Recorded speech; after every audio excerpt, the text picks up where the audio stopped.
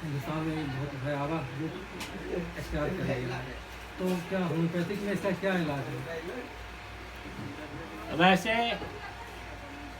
Homeopath में CCRH के द्वारा निर्देश दिया गया कि प्रिवेंटिव मेडिसिन के रूप में आर्सेनिक एल्बम और जहाँ ठंडे प्रदेश है वहाँ कैम्फर 1 लेने से इस रोग पर नियंत्रण पाया जा सकता है। परंतु आज इस वक्त मैं देख रहा हूँ कि यह रोग जो है बहुत ही भयावह रूप ले लिया है। वैसी स्थिति में आज हम देख रहे हैं चारों ओर त्राही त्राही लोग कर रहे हैं, ऑक्सीजन, श्वास में दिक्कत वगैरह वगैरह। लेकिन परंतु आज मैं बतला दूँ कि छोटी छोटी बातें जैसे सर्दी हो जा रही है, खांसी हो जा रही है, आँखें लाल हो जा रही है, दस्त हो रहा है, तो ऐसी परिस्थिति में छोटे छोटे सिम्टम्स को भी लोग जोड़ ले रहे हैं ऑक्सीजन ये कोरोना से। तो ऐसी परिस्थिति में लोग भयभीत हो जा रहे हैं। भयभीत होने की ज़रूरत नहीं है। उस भय को मिटाने के लिए भी होम्योपैथी में बहुत सारी औषधियाँ हैं और इन औषधियों को लेने के लिए कुशल होम्योपैथिक चिकित्सक से रोगियों को कंसल्ट करना चाहिए ताकि उनके लक्षणों का निवारण हो सके। होम्योपैथी किसी रोग का इलाज नहीं करता, बल्कि यह पैथी इंडिविजुअलिक सिस्टम यानी व्यक्तिगत चित्रगत लक्षण पर आधारित है। उदाहरण के तौर पे मान लीजिए कि 10 रोगी कोरोना के हैं और सारे रोगी एक तरह के सिम्टम्स नहीं देंगे, 10 रोगियों के लिए अलग अलग दवाइयाँ हो जाएंगी। आज आप आए दिन नेटवर्क में मोबाइल पर पढ़ते होंगे कि एस्पिडोस्पर्मा की ऑक्सीजन के लेवल को बढ़ाता है। सही बात है, परंतु जब तक रोगी को सांस लेने में दिक्कत नहीं हो रही हो, उसमें ऑक्सीजन का लेवल कम गया हो, खांसी रोगी को बार बार आ रही हो, लेटने में दिक्कत हो रही हो, तब वैसी परिस्थिति में ऑक्सीजन कैरियर के रूप में एस्पिडोस्पर्मा की लेने से लाभकारी होगा। लेकिन सभी रोगियों को ये ऑक्सीजन का लेवल कम गया है और उसे इस रोग को देखकर हम नियंत्रण कर लेंगे, ऐसी बात नहीं है। क्योंकि होम्योपैथिक में बहुत सारी दवाइयाँ हैं जो ऑक्सीजन बैरियर का काम करती है।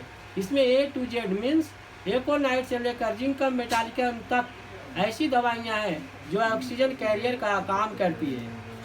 आए दिन उसी तरह से यदि शरीर में कोरोना पेशेंट के कार्बन डाइऑक्साइड की मात्रा बढ़ गई हो और ऑक्सीजन का लेवल कम गया हो, हेमोग्लोबिन का स्तर कम गया हो, तो वैसी परिस्थिति में वेनेडियम मेटल देने से कोरोना रोगियों पर नियंत्रण पाया जा सकता है। लेकिन आज इस महामारी के दौर में सिर्फ एक ही दवाइयाँ काम नहीं करेगी। जैसे होम्योपैथ का सिद्धांत है single remedy minimum dose at a time, it is fundamental base of homeopath. आज यदि इस महामारी के समय में कोई एक दवा देकर इस रोग पर नियंत्रण पाया जाए, मेरे मतानुसार ऐसा नहीं हो सकता। आज मान लीजिए रोग पर नियंत्रण करने के लिए सारे आयुष को, सारे होम्योपैथ डॉक्टरों को, एलोपैथ डॉक्टरों को एक मंच बढ़ाना होगा। और इस महामारी के समय में एलोपैथिक दवाइयों के साथ होम्योपैथिक दवाइयाँ भी 1 घंटे के अंतराल पर दी जाए, तो वैसी परिस्थिति में इस रोग पर नियंत्रण किया जा सकता है। क्योंकि कहा गया है यह जो होम्योपैथ है fight with corona has power of homeopath but it may be due to WHO। आज हम लोगों के हाथ, हम सारे होम्योपैथिक डॉक्टरों के हाथ बंधे हुए हैं, क्योंकि WHO द्वारा कहा जाता है कि जो दवाइयाँ निर्देशित की गई है उन्हीं दवाइयों को लें। लेकिन फिर भी बहुत सारे ऐसे पेशेंट हैं जो हॉस्पिटल में नहीं जाकर बहुत सारे होम्योपैथिक डॉक्टरों से कंसल्ट करते हैं और उनके सारे symptoms, sign and symptoms corona के होते हैं और रोगी आराम से घर पर दवाइयाँ लेता रहता है, 13-14 दिन में रिकवर कर जाता है।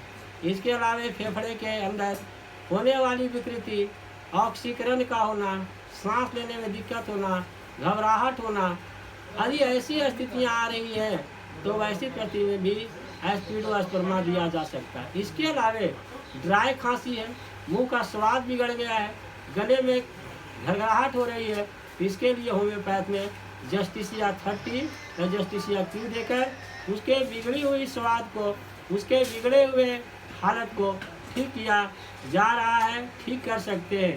परंतु इसमें धैर्य की ज़रूरत है, कोई भी कोरोना के लिए यदि कोई डॉक्टर के पास जाता है और सोचता है कि दवाई डॉक्टर देकर मैं ठीक हो जाऊं, ऐसी बात नहीं है।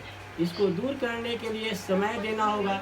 इसके अलावे मैंने अभी आपको बताया कि सारे लोग बिना डॉक्टर से कंसल्ट किए एस्पिडोस्पर्मा क्यों दीजिए, एस्पिडोस्पर्मा क्यों, एस्पिडोस्पर्मा ही क्यों, अन्य दूसरी दवाइयाँ क्यों नहीं। यदि दूसरी दवाइयों के साथ भी ये लक्षण मिल रहे हैं कोरोना के, तो वैसी परिस्थिति में उन दवाइयों को देकर होम्योपैथिक से ठीक किया जा रहा है, ठीक किया जा सकता है।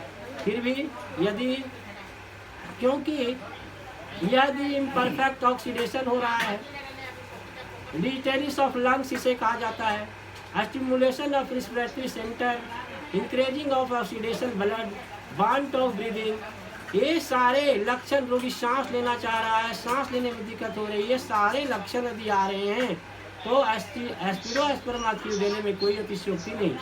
फिर भी मैं इतना जरूर करना चाहूँगा, कोई भी कोरोना के पेशेंट हों, अखबारों में आए हुए, मीडिया में आए हुए दवाइयों को बिना होम्योपैथी के कंसल्ट, चाहे देश के किसी कोने में हो, बोधगया के क्षेत्र में हो, गया के क्षेत्र में हो, या महानगरों में कलकत्ता में हो, लखनऊ में हो, वाराणसी में हो, अर्थात साउथ में हो, नॉर्थ में हो, ईस्ट में हो, वेस्ट में हो, किसी क्षेत्र में हो, तो बिना होम्योपैथिक चिकित्सकों की सलाह के कोई भी दवाई न लें।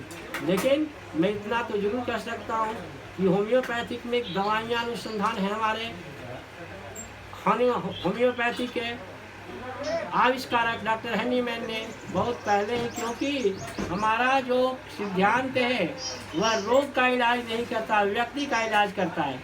क्योंकि कहा जाता है symptom is disease and disease symptoms, रोग ही लक्षण है, लक्षण ही रोग है। होम्योपैथ किसी रोग का इलाज नहीं करता, इसलिए कोरोना के लिए स्पेसिफिक दवाई नहीं है। फिर भी लक्षणों के आधार पर यदि ये दवाइयाँ दी जाती है तो निश्चित रूप से इस रोग से निदान मिलेगा।